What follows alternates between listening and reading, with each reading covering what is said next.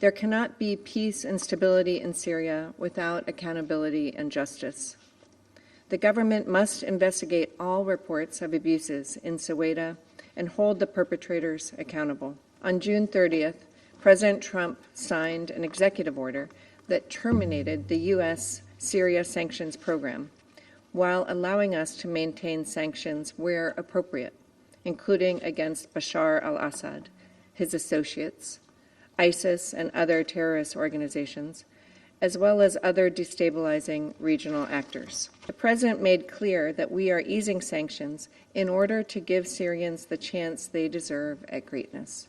We are working with Council members to review the Syria-related designations on the UN Security Council Resolution 1267 sanctions list. The United States unequivocally condemns the recent violence in Soweto, especially atrocities committed against civilians. We continue to facilitate dialogue among Syrians and between Syria and Israel to bring calm to the region. We call on all parties to adhere to the recent ceasefire, facilitate the exchange of prisoners and release of hostages, and ensure unfettered humanitarian access to civilians in need. The massive wildfires earlier this month in Latakia and their devastating impact on local communities make clear the need for continued humanitarian access. We offer our sympathies to the Syrian families affected by those fires, and we will continue to encourage sustained humanitarian access. Mr. President, to be clear, there cannot be peace and stability in Syria without accountability and justice. The government must investigate all reports of abuses in Soweto and hold the perpetrators accountable. We welcome President Bashar's commitment in that regard. This is the only path to restore trust between the government and all of Syria's components.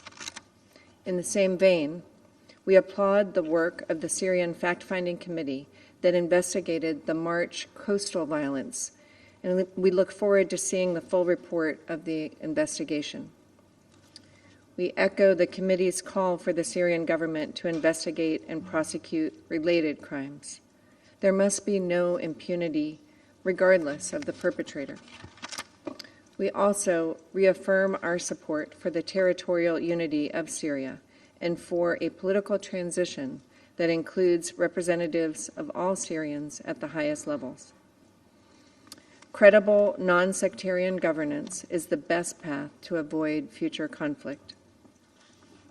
Colleagues, on June 30th, President Trump signed an executive order that terminated the U.S. Syria sanctions program, while allowing us to maintain sanctions where appropriate, including against Bashar al-Assad, his associates, ISIS and other terrorist organizations, as well as other destabilizing regional actors.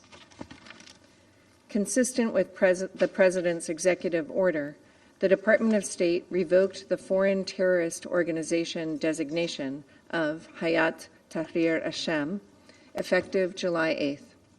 This action followed the announced dissolution of HTS and the Syrian government's commitment to combat terrorism in all its forms, and it is an important step in fulfilling President Trump's vision of a stable, unified, and peaceful Syria.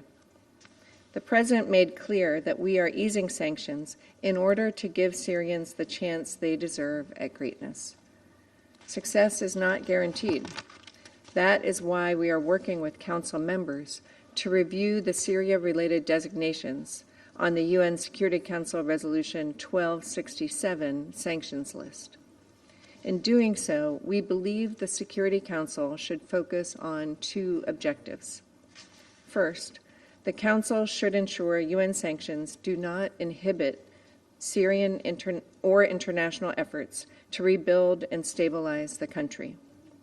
Those who seek to provide legitimate investment or assistance, including UN agencies, should not be cowed by fear of UN sanctions. Second, the Council should ensure the 1267 sanctions regime fulfills its intended purpose, countering al-Qaeda and ISIL.